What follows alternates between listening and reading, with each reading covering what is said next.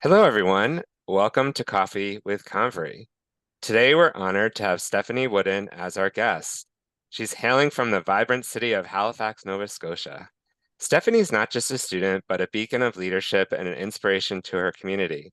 She's currently serving as the president of Dalhousie Women in Business Association, and Stephanie's journey is one of dedication, ambition, and unwavering commitment to empowering women in the business world. Go, Stephanie! As a fourth-year Bachelor of Commerce Co-op student at Dalhousie, Stephanie's academic pursuits are as diverse as her interests. Majoring in accounting and completing a certificate in disability management, she embodies the spirit of inclusivity and innovation. But Stephanie's journey towards leadership didn't begin with her current role. It's accumulation of years of hard work, passion, and relentless drive. Stephanie's impact extends far beyond the university campus. With a stint at KPMG Canada and as a staff accountant, audit, and in her involvement as campus ambassador, Stephanie is not just shaping her own future, but also inspiring those around her to reach for those stars. So grab your coffee, favorite drink, settle in, and join us as we embark on a journey of discovery with the remarkable Stephanie Wooden. Welcome, Stephanie. Thank you so much. So excited to have you here.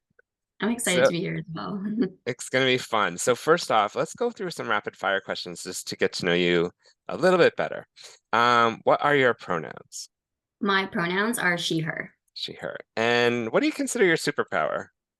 I would say I'm extremely hyper organized. Love that. Love that. And this is a favorite question of mine because we always talk about different senses, but smell is a sense. And sometimes when you think about it, it makes you think about a lot of other things. So what's your favorite smell?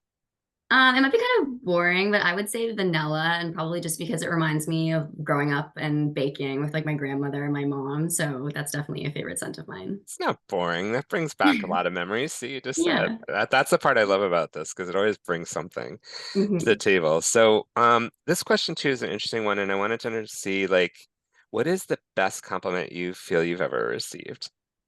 For me personally, one time someone told me that I light up every room that I enter, and I think that that was a really positive thing to hear because it's also just about my personality and like the aura I bring when I enter a room.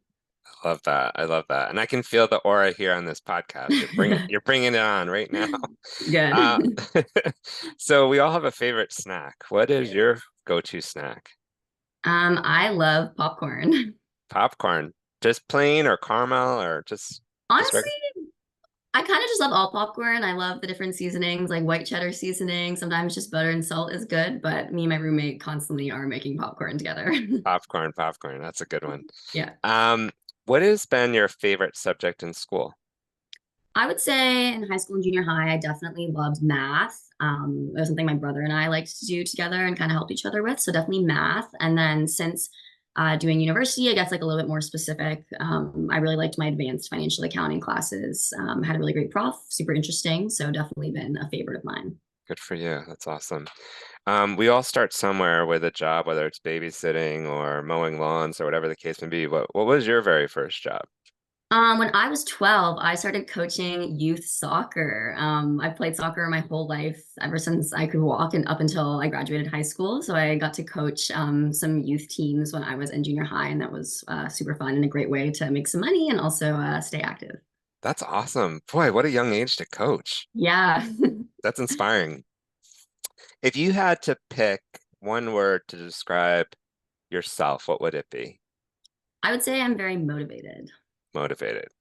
Awesome. Well, I can't wait. Let's jump in here. Let's talk about your story.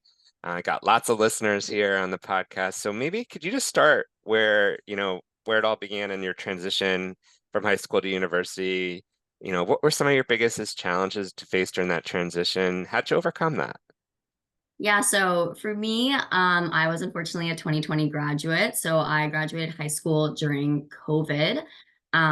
Very, very confusing. It didn't change where I had planned to go to university. I was committed to Dalhousie, and it didn't change when COVID occurred. I know for some people it kind of changed where they maybe saw themselves. For me, it didn't.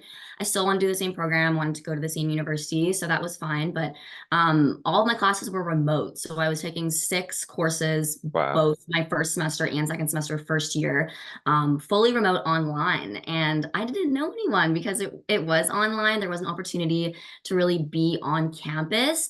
And it was very overwhelming and very scary for me because not only was I taking on all those normal changes of starting university and trying to meet people and really find your place, but it was online. So I was also battling learning how to learn online and retain information, stay engaged, stay interested. And it was really hard. I felt so overwhelmed and I honestly just really didn't know what to do with myself.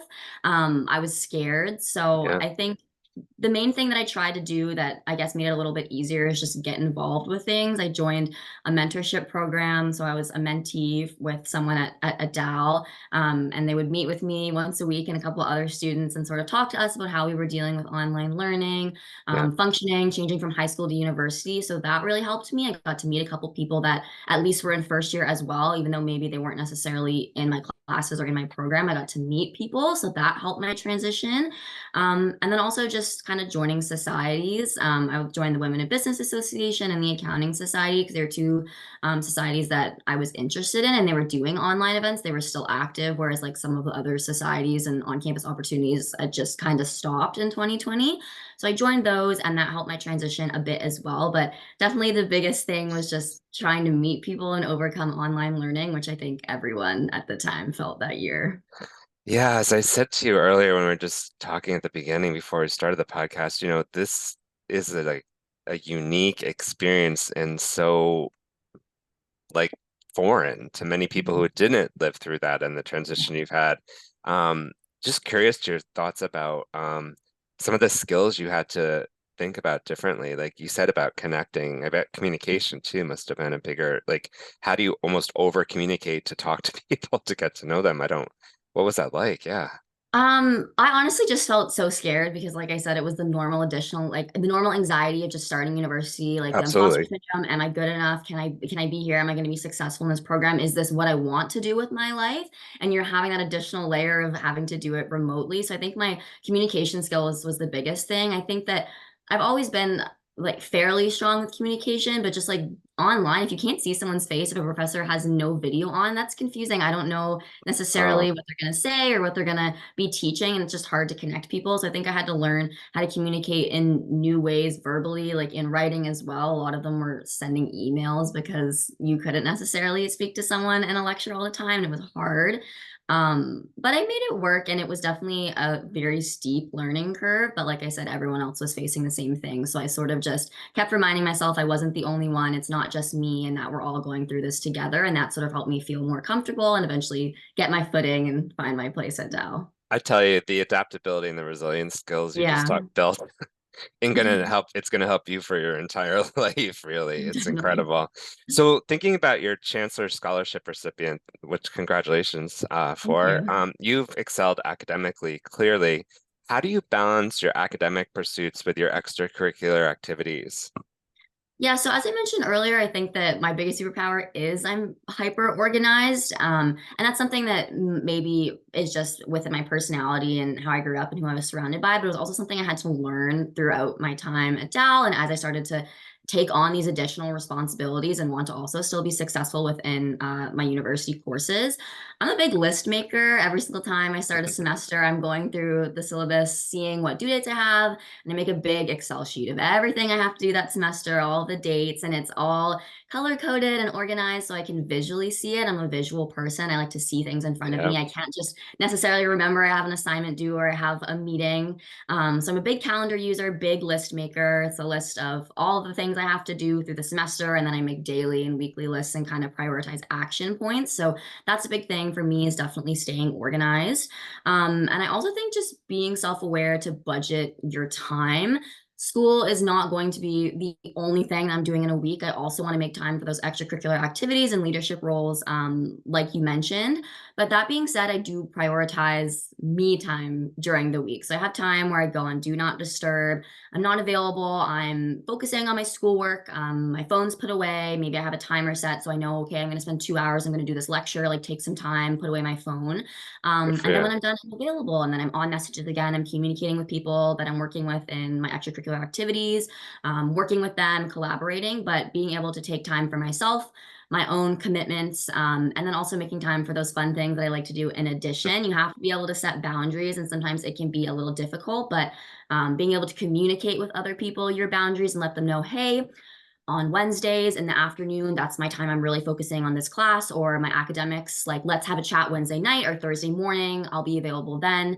So just communicating your own capacity and making sure that you have time for yourself and also getting your own things done because I do feel overwhelmed sometimes. Like, I'm not always perfect. And sometimes my schedule isn't exactly what I had hoped it would be. And things come up and I have to be able to adapt Sure. and pivot to new things that come up. So being able to ask for help when I need it too has also been Mm, really helpful. I'm really proud of myself for all the amazing accomplishments that I've had in life, but they're not just my accomplishments. I say they're my accomplishments of the other people and the amazing people I have in my life. So just like, for example, this semester, I had some health problems. I had to take a couple weeks. I couldn't physically really yeah. leave my house much. There wasn't much I could do about it, and I had to take some time to really rest and focus on my health. So I reached out to people in my extracurricular activities. I said, "Hey, I'm having this personal health problem. I'm not going to be able to attend these events that I planned. Can you spearhead it? Or can you work with this Yeah. employer, welcome them into the event, fundraise, do this thing that I had originally planned? Here's the resources you need. Can you help me with this?" And being okay to ask for help and being self aware that I can't necessarily do everything sometimes has really helped me. And I definitely think it was something that wasn't a super strong skill of mine in first and second year, but I've built up over time, grown my connections at Dal and just throughout my time being here that there is people that I can trust to lean on, Yep. whether that's in extracurricular activities or school as well. And I lean on those people when I need them. And I try to be self-aware that I'm not going to be perfect. I can't do everything. So to open my mouth and ask for help when I need it is really super important. Yeah, listening to you and wow, I think you should actually teach a course on time management, first of all.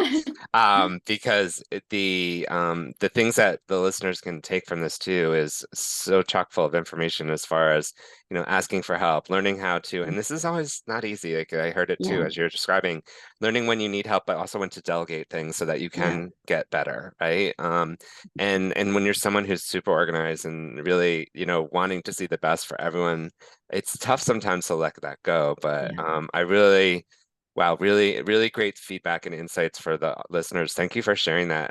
Also, I really want to talk so much about the Dalhousie Women in Business. It's super impressive.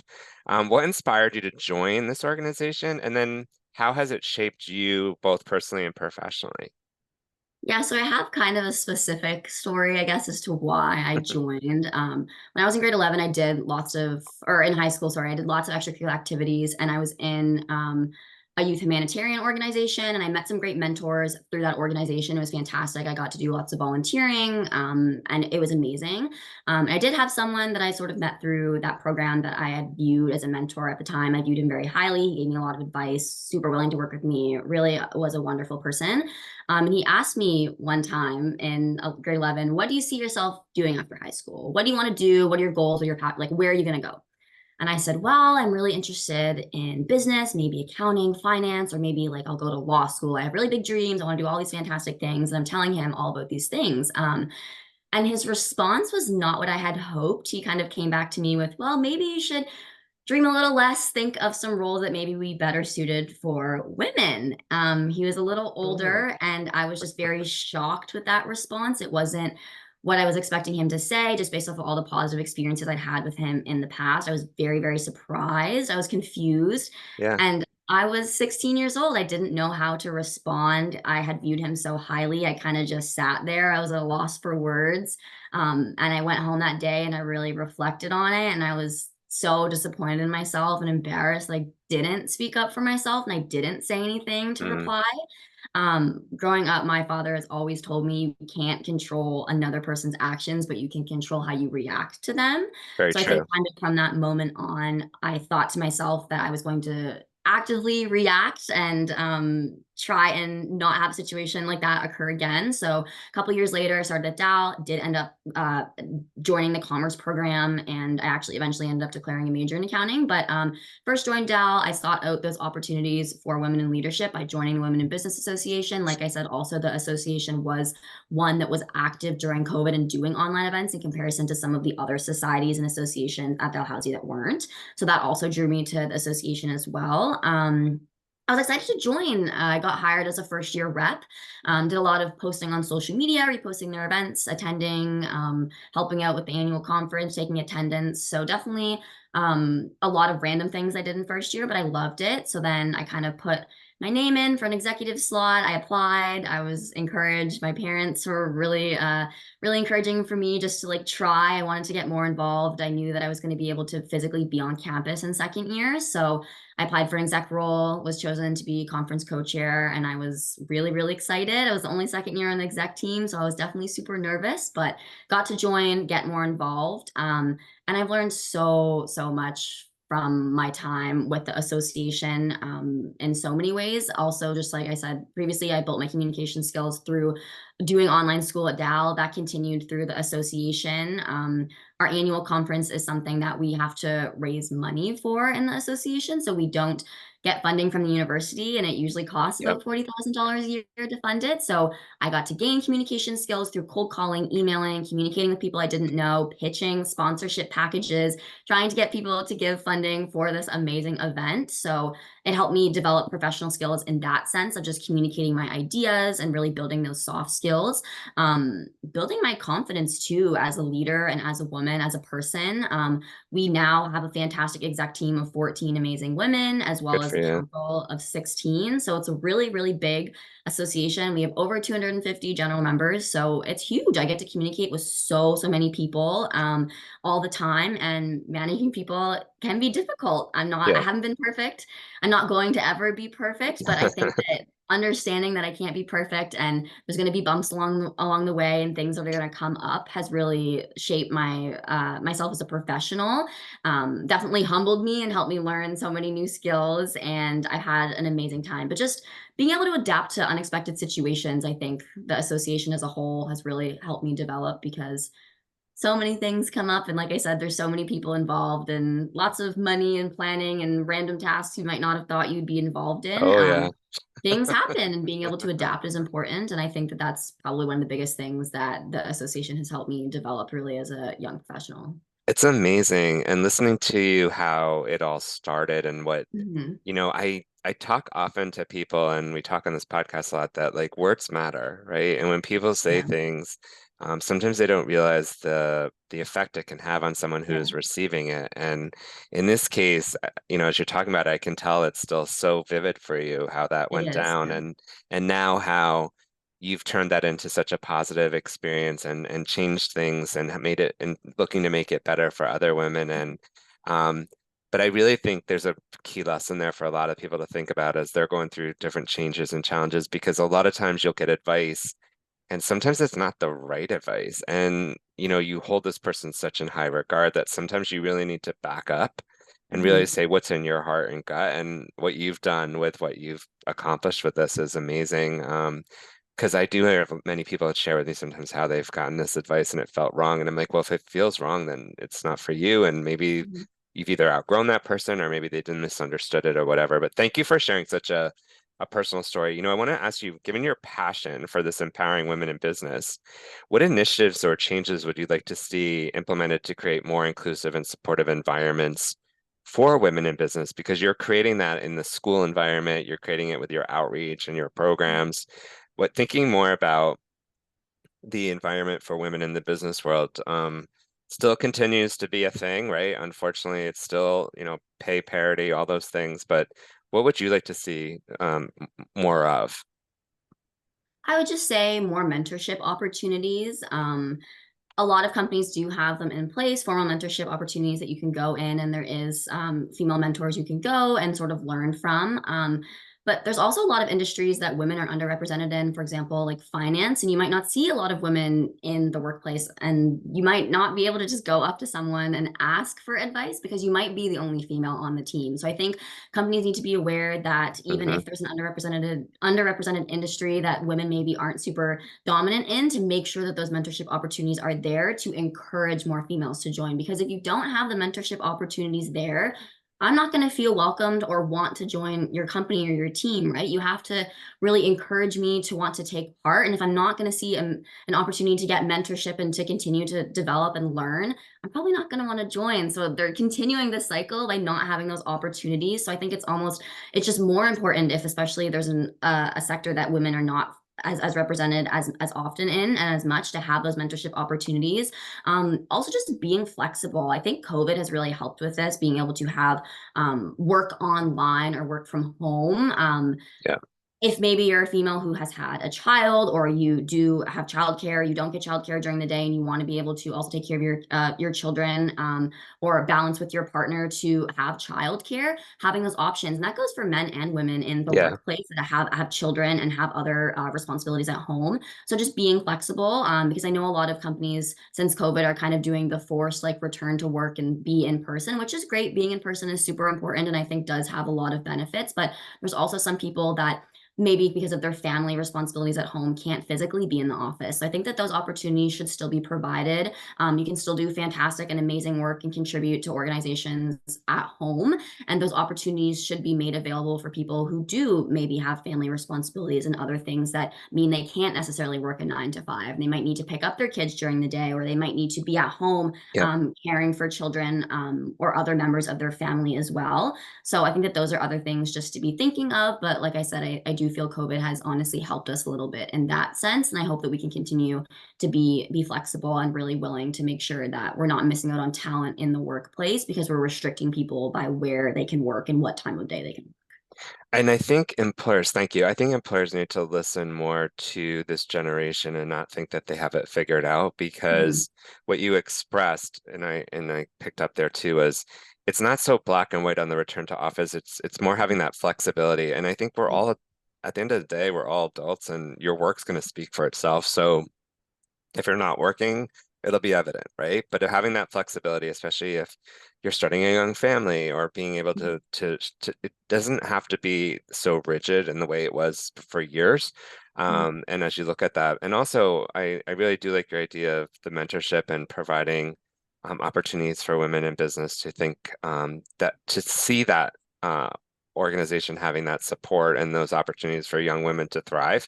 Right now, professional development in the workplace is something that a lot of companies are struggling with because they're just trying to hit their revenue targets and bottom lines and different things. And people are speaking out, just like you, about that opportunity, right? And yeah, you might go to work, enjoy the job, but it doesn't mean you're going to, or maybe not even enjoy the job. You might not stay. Um, talking about work, and I think this is a key thing for young people who are looking at universities and colleges and such, having those opportunities to do work integrated learning. And I know you worked at KPMG and the Government of Canada, which is fantastic. What's your thoughts on those experiences? And maybe to the listeners, if they're thinking about, should I go into a program that offers me this ability to do school and work? And what's your thoughts about that? I think it's fantastic. My big thing about joining the commerce program at Dalhousie was because there was that built-in co-op. And I maybe necessarily didn't get summers off like a lot of other students who do university programs. I was either working or doing classes in the summertime to make sure I could get all the requirements I needed to complete my degree in the 4 years. But work integrated learning experiences are just so amazing. They give you professional experience before starting full time, especially right now. It is difficult to get employed post grad. It's really hard. Even if you have a university degree, you're not necessarily going to find something right away. Yeah. So, really joining a program that has an opportunity to do co op, whether if that's a required co op that's built into the program, like Dalhousie's Commerce program, or if it's another school that at least has the option to do an internship or do a co-op program, if it's 1, 2, or 3, just the option to try and go and have an experience, I think is amazing. Both my opportunities at KPMG and CRA gave me the chance to see, do I like this role? You don't necessarily know what it's going to be like to work in finance or to work in accounting. It's a really big industry just to say that you want to be an accountant or you want to work in finance. You don't necessarily know what that means until you're placed in a role. And there's so many different opportunities within so many different companies that you just haven't been exposed to if you don't get that real world experience. So I think just going into both my experience with CRA and my public accounting experience with KPMG, learning that there's a lot out there and also getting comfortable with the unknown because I have been a very dedicated student and I have spent a lot of my time focusing on academics. But you're not going to know everything in the real world. And even if No, you're an A+ student and you have a perfect GPA, you have to be comfortable with not knowing things and not having all the answers. And doing those work integrated learning experiences allowed me to get comfortable with that because that was something I think that was a weakness of mine joining university. I did come into university with a very large scholarship. I had close to a perfect GPA in high school, and I didn't have a lot of experience with failure and not knowing what I was doing. It wasn't something that I had experienced before. So being put in real life situations where I'm maybe talking to clients or I'm in a workplace and I don't understand how to do a task was really humbling for me and really helpful to develop as a professional that I didn't have that experience with in university. And I stress it so much because people can tell you that you're not going to be able to be perfect. They can tell you you're not going to know things. You're not going to understand what it feels like until it actually happens to you. And it's such an eye-opening experience. And yeah, I'm not going to lie, it's scary and it can be honestly very upsetting the first time it happens to you, but it's built me up so much. And just learning that I can't retain all the knowledge. Both the CRA and KPMG put me through very intense training modules. I had to learn what is an audit. I had to learn about excise duty and taxes. I had to see all this gross information in front of my eyes and had no idea what half of the words meant. And I had to be okay with and sitting there and telling myself, Stephanie, you're not going to be able to retain all of it. Try your yeah, best, take the information, keep these resources. So when you're put in those situations and you're trying to do the work, you can refer back. You can give the task a try. You can use these resources to do your best. It's not going to be perfect. You're not going to necessarily know everything. So that's the biggest takeaway for me. But I stress like if you're in high school and you're going to look, go to university program, look for those opportunities that you're going to have work integrated learning. It's the best thing that I'm taking out of my time at Dalhousie. And I'm so thankful the program is set up so nicely that I get the opportunity to do that. So I just can't stress, really look into it before you get there because it's going to be so valuable when you get the chance to actually do it. huge plug for work integrated learning and Yes. so important. Mhm. Listening to you describe it and their experiences and how it opened your eyes. Like I tell every person I can tell, I'm like, get into school, but have some sort of work outlet, whether like you Yeah. said, internship, co-op, formal co-op, whatever it is.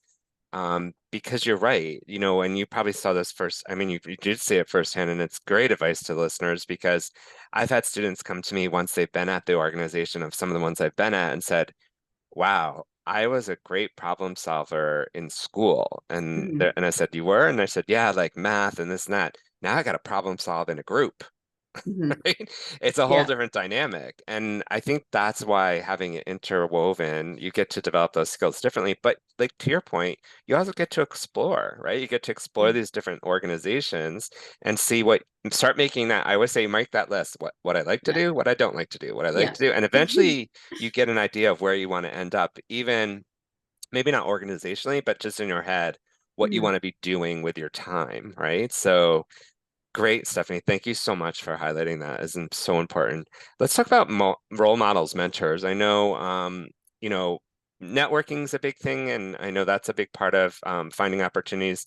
But like you said, role models and mentors can be also super important. Is there someone or opportunities to talk about that and maybe also enlighten the listeners about how do you go about, finding a mentor? Sometimes it feels very what's the right word I want to say? It's sort of mechanical, but I think Mhm. organic is a better way. But what has been your experience?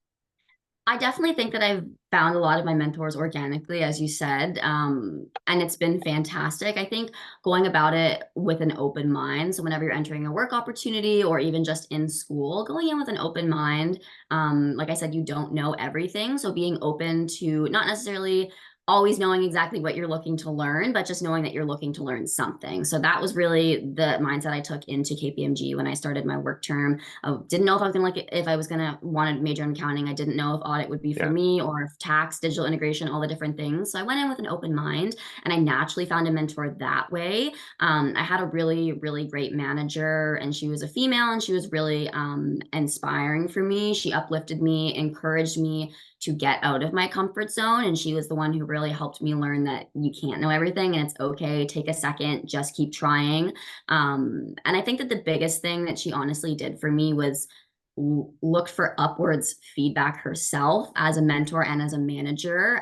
Because I think a lot of the time, sometimes we forget that when we get into leadership roles or management roles, we also need that mentorship ourselves. So it was That's a right. two-way relationship. I learned from her to step out of my comfort zone, try new things, how to be confident in myself. And she learned from me. How can she better support a co-op student? How can she support a young professional as a female joining this industry? And it was a two-way relationship for both of us. So she was absolutely fantastic.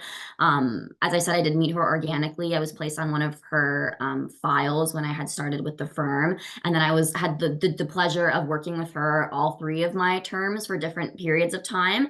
And it was amazing. And she was fantastic. So I definitely think that she is a huge role model for me. And also just both of my parents. I'm so thankful. I know there's a lot of people who don't have supportive families that are willing Yeah. to let them explore anything they want. And both of my parents growing up told me to do whatever I want, that lifted me up, built my confidence, told me that I was amazing and can go out into the world and do anything that I set my mind to. And I think it is unfortunate that it's sad that not everyone's family is Yeah. as supportive and sometimes really push them in certain directions to do certain things. But I was lucky enough to have family that didn't do that. I also have an amazing brother as well, always cheering me on from the sidelines. And I really look up to him. I think that we're very different personality wise, but I still learn from him every single day, and he learns from me and always uplifts me to encourage me, lifts me up when sometimes things don't go my way, and reminds me that not everything's always going to be perfect, and that's okay. So he's definitely a role model of mine. Yeah, and also just looking for opportunities in school. It doesn't always have to be formal. Go Yeah. talk to your professors. They're really knowledgeable, and a lot of them are willing to get to know you. So at Dalhousie, a lot of the accounting professors are fantastic. They've had public accounting experience, and I am lucky that a lot of them are females. So I've felt comfortable really approaching them, chatting with them. They've written me so many reference letters, letters of recommendation, willing to have me at their office hours. Nice. Just get to know the people around you. You don't necessarily have to go up to someone on the street or in a co-op and be like, "Will you be my mentor?" But hey, can I have a coffee with you? Or you have this really cool experience on your resume or worked at this really cool company I'm interested in. Can I chat with you about that? Yep. And that's a great way to sort of go about it. You don't necessarily have to find a formal program, just finding something maybe you have in common with someone, reaching out to them and being polite and respectful and saying, "Hey, I'd love to learn from you. I'd love to ask you a couple of questions." Great Yep. way about finding a mentor. And you can do that whether or not you're in high school and you maybe are interested in starting a university program. Go find someone who's done the program before or someone who's worked somewhere you're interested and just ask. Just, worst they can say is no, and that's okay. Maybe they will, but maybe they'll say yes, and then you can learn That's something right. from them. That's right. That's right. And so such great insight, Stephanie. And I think thank you too for sharing like your experiences in that space because there's a lot of listeners on this calls who, like you said, may not have that family support or even Mhm. knowledge of what they're Yeah. pursuing, right? Some of the first generation folks that have moved here with their Mhm. young children who have now entered into the school workforce and things like that. It was very different in their home country, so they don't always know how to advise or mentor or coach. And I think what you shared with the audience that's super helpful is you can find these people or these mentors or these people to connect with in various different ways. And that, not be afraid to ask, right? Generally speaking, like you said, what can they say? No, if they say no, then you find the person you connect with and they say yes, and you have someone that you can talk to and most importantly, trust to be open with, right? I mean, that's the biggest part I find with mentorship is it's a two-way Mhm. street but you have to share vulnerabilities in order for that to work, Yeah. right? This is so awesome. This has been such an awesome podcast. So much information. It's glowing with information and content, and you're terrific. I just want to say before, lastly, if we could go back and give advice to your high school self, what would you say? What lessons or insights would you share, maybe with some of the high school listeners who are embarking on their own journeys right now? I would just say don't find an excuse to not do something. In life, it can be really, really easy to be closed off and look at things from one lens and maybe how you were raised, where you came from. Try to not do that. Try new things, challenge yourself, step outside of your comfort zone, look for new opportunities. Because, like I said, the world is really, really big. There's lots out there. You don't necessarily know where you're going to end up, and it can be really easy to think you know exactly where you're going to be, but you don't. And that's okay. And you have to be okay with the unknown and not knowing where you're going to fit in. But don't be afraid to put yourself out there. And the worst that can happen is you make a mistake. But in my personal opinion, those mistakes and the challenges you overcome are really what make you who you are. And those lived experiences are going to be so much more beneficial to you than just doing the exact same thing every day and following the same schedule and always going about the same route. There's so many things in life I haven't experienced and I want to continue experience. And just because I'm graduating university and continuing on into the world doesn't mean that I'm done. I'm still going to keep an open mind. I'm still going to be Absolutely. looking for those experiences. So whether or not you're 16, 25, or if you're 45, keep an open mind, keep looking for learning opportunities. We're never too old, never too young to learn. And yeah, give yourself a pat on the back because you've probably overcome lots in life and you'll continue to overcome more things, but that's okay. Those mistakes are really what make you who you are, and overcoming challenges, you should be proud of yourself for doing that. So just keep pushing. Wonderful, wonderful, wonderful. I want to end on that note, but I just want to ask you, is there anything else you wanted to share with the listeners before we closed out for today? No, I don't think so. Just Yeah. like I said, keep going. The worst that can happen is someone says no or you make a mistake, but that's okay. So yeah. Yeah, and we learn from those mistakes, right? Hmm. So it's how you grow. But wow, Stephanie, I can't thank you enough. It's been amazing talking with you today, sharing all your insights, and so excited to get this out there for other listeners to hear about it. And th I thank you so much for taking time out of your day to be part of this. Thank you so much, Brian, for taking time out of your day to have me. I've never actually had an experience like this before, so this was my new learning experience that I tried and I put myself out there to do. So just proof that you can do it. So thank you so much for having me, and it's really been a wonderful experience. Awesome, awesome. So for our listeners, if you liked what you heard today, you can share this with your podcast with your network. We're on Spotify or wherever you get your podcasts. Also, if you give us a rating, and you can follow us on Instagram at Coffee with Convery, where all of our episodes are featured. So this has been Coffee with Convery. Thank you again, Stephanie. For our listeners, stay well, and we'll see you soon.